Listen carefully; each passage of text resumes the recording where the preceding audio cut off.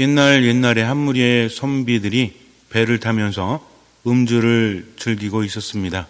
커다란 강이었고 뱃사공이 배를 젓고 있는데 아담한 배에서 선비들이 술을 마시면서 절경을 구경하고 있었어요. 강 옆으로는 절벽이 솟아져 있었고 그것은 참으로 아름다웠습니다. 술을 한잔하니 세상이 더 아름답게 보이죠. 선비들은 시를 논하기도 하고 담소를 나누다가 뱃사공을 쳐다봅니다. 벌써 여러 번 이 배를 탔는데 뱃사공은 초로의 사나이였어요.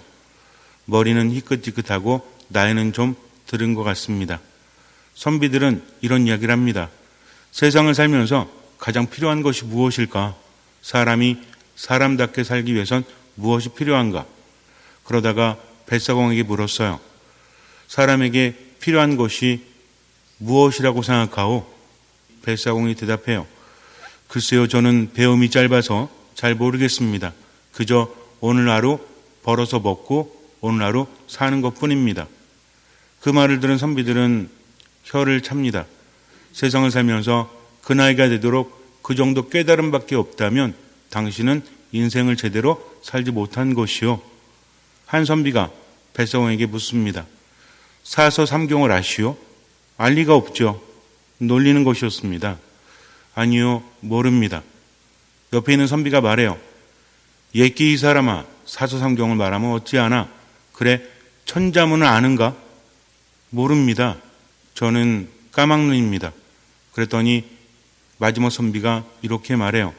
글자도 모르고 아는 것이 없으니 참으로 인생을 잘못 살고 있어. 한참 시간이 지난 다음에 뱃사공이 선비들에게 묻습니다. 선비님들 혹시 수영할 줄 아십니까? 수영을 할 줄 모르지. 수영이 무슨 필요가 있단 말이요. 세상을 살아가는데 공자 맹자의 말씀이 중요하지 수영은 당신처럼 하찮은 사람들이나 배우는 것이지 라고 말합니다. 그랬더니 뱃사공이 이렇게 말해요. 선비님들 인생을 정말 헛사셨습니다 하면서 물로 뛰어들었어요. 왜 저러나라고 봤더니 배에 구멍이 뚫려서 물이 새 들어오고 있었습니다. 어떻게 됐을까요? 누가 인생을 헛산 거죠? 그 순간에는 그 사람들이 헛산 거죠. 왜 헛살았을까요? 수영을 배우지 않아서? 그러면 선비들이 수영을 배워야 됐나요?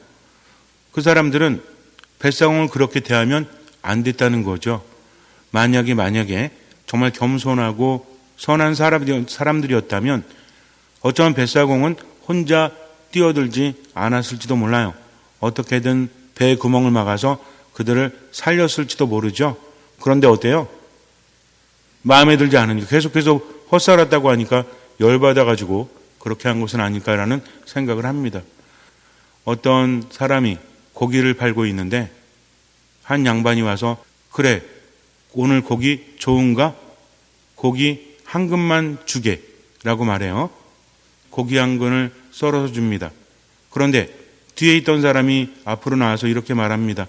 어르신, 고기 한 근만 주십시오. 또 한 근을 그에게 줍니다. 먼저 샀던 양반이 보니까 자기한테 준 고기보다 더 많은 거예요. 뭐야 이게? 아니 이보게, 고기가 나에게 준 것과 저 사람에게 준 것이 다른데 왜 다른가? 그랬더니 고기를 파는 노인이 이렇게 말합니다. 선비님에게 파는 것은 여보게가 준 한 근이고 그리고 저 사람에게 준 것은 어르신이 준 한 근입니다. 라고 말을 했다고 합니다. 여러분들은 머리가 좋으시니까 어느 정도 파악을 하셨겠죠. 인생을 살아감에 있어서 겸손이라는 것은 정말 중요해요. 세상 모든 것을 다 안다고 할지라도 겸손하지 않으면 얻을 것이 별로 없습니다. 오히려 잃을 것이 많다라는 거죠. 인간사도 이럴진데 신앙 안에서는 어떻겠습니까? 하느님께서는 우리에게 무엇을 요구하죠? 신앙에 있어서 이것은 굉장히 중요합니다. 우리는 평화를 얻기 위해서, 기쁨을 얻기 위해서, 행복하기 위해서 신앙을 갖습니다. 그러면서 기본적으로 모든 것을 하느님께 맡긴다는 거죠. 겸손이라는 것은 내가 못났기 때문에, 아무것도 모르기 때문에, 나는 아무것도 할 수 없기 때문에 그냥 듣고 따르는 것이 아니라 하느님을 신뢰하기 때문입니다. 그분은 우리 모두를 사랑하시고 우리를 나 자신보다 더 잘 아시기 때문에 때로는 내 뜻과 다르다고 할지라도 그분을 따르는 것이 신앙이요, 이것이 믿음이라는 거죠. 그래서 믿음이라는 것은 나의 심장을 하느님께 드리는 거다. 이것을 절대로 잊으면 안 된다는 거죠. 예수님께서는 말씀하십니다. 나를 따라오너라. 모든 것을 내려놓고 나를 따라오너라 라고 말씀을 하세요. 그분을 따라가야만 구원을 받을 수 있기 때문입니다. 구원이라는 것은 영원한 생명만을 의미하는 것이 아니라 그저 죽은 다음에만 하나님 나라에 들어가는 것만을 의미하는 것이 아니라 지금 여기에서 행복하기 위해서 그분을 따를 때 얻어지는 것이 바로 구원이라는 거죠. 즉 구원이라는 것은 하느님과 함께 지금을 살아가는 겁니다. 천국이라는 곳은 어떤 곳이죠? 하느님과 함께 사는 곳이죠. 하느님의 나라는 우리 가운데 있을 수도 있고 없을 수도 있어요. 예수님이 있다라고 말씀하셨어요. 어떤 사람은 지금 하느님 나라를 살아가고 어떤 사람은 살아가지 못합니다. 어떤 사람이 살아가죠? 하느님과 함께하는 사람, 그렇지 못한 사람은 살아가지 못한다는 거죠. 하느님과 함께하기 위해서 우리가 해야 될 것은 한 가지입니다. 바로 믿음이라는 거죠. 믿음을 가진 사람은 하느님 안에 머물 수 있기 때문에 그래요. 그런데 이 믿음은 무엇을 요구합니까? 모든 것을 내려놓기를 요구하십니다. 그리고 즉각 따라가기를 요구하신다는 거죠. 절대로 이것을 잊으면 안 돼요. 세상을 살면서 똑똑하다는 사람, 지혜롭다는 사람들에게 하나님 나라의 신비는 감추어져 있습니다. 오히려 어떤 사람들에게, 철부지 같은 사람들에게 하나님 나라의 신비는 드러난다라는 거죠. 예수님께서 세상에 오셨을 때 그분을 알아봤던 사람들, 알아보지 못한 사람들이 있어요. 알아본 사람들은 겸손한 사람들이었죠. 그분은 예수님을 있는 그대로 바라봅니다. 그러나 교만한 사람들은 자기 안에서 예수님을 바라봤다는 거죠. 무엇 하나 맞는 게 없습니다. 출신 성분도 별로 좋지가 않아요. 돈도 많이 없어요. 그리고 배움도 깊지 않아요. 어디를 봐서 그분이 메시아라고 여겨질 수 있겠습니까? 인간적인 시야로 본다면 절대로 그럴 수 없다는 거죠. 그러나 그분은 권위 있는 말씀을 가지셨고 기적을 일으키십니다. 그럼에도 불구하고 그들은 그분을 알아보지 못해요. 어쩌면 알아볼 마음이 전혀 없었기 때문일지도 몰라요. 누가 더 크기 때문에? 내 자신이 더 크기 때문입니다. 예수님은 거꾸로 살라고 하십니다. 그것이 하나님의 뜻이라고 그래요. 그래서 자기 자신의 뜻이 아니라 하나님의 뜻대로 지금을 살라고 하십니다. 첫째가 꼴찌 되는 이들이 있고 꼴찌가 첫째 되는 이들이 있다라고 하십니다. 첫째가 무조건 꼴찌 되는 게 아닙니다.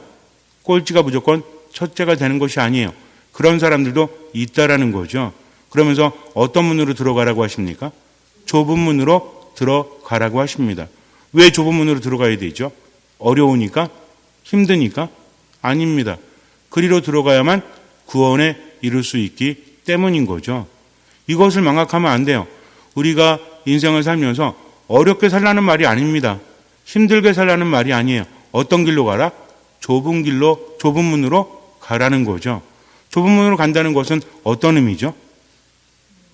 그냥 좁은 문이 있구나, 넓은 문이 있구나, 저리로 들어가야 되겠다. 이것이 아니라 누굴 바라보는 거예요? 하느님을 바라보는 거죠. 예수님을 바라보고 따라가는 겁니다. 이게 좁은 문인 거예요. 어려운 삶은 두 가지가 있습니다. 하나는 그냥 어려운 거예요.